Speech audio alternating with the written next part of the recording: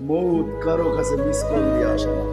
দুনিয়ার কোনো ব্যক্তিত্ব নাই, একজন ব্যক্তিত্ব ছিলেন, মৃত্যু যার কাছে বইলা আসতে হয়েছে।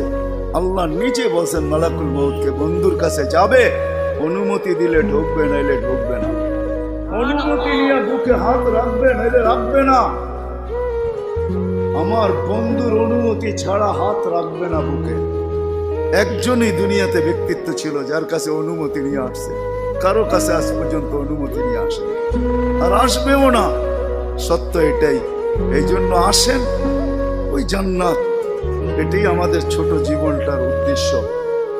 এই জন্যই আল্লাহ ডেলি ডাকে, 5 বেলা ডাকে, গ্রান্টির দিয়া ডাকে, সিল লাগায় ডাকে। 5 ওয়াক্ত নামাজ যদি এই উম্মত কমপ্লিট করে দেখাইতে পারে, আল্লাহ আমাদের নবীজির সাথে ওয়াদা করছেন, আমিও আপনার উম্মতের জীবনকে কমপ্লিট করে দেখাই।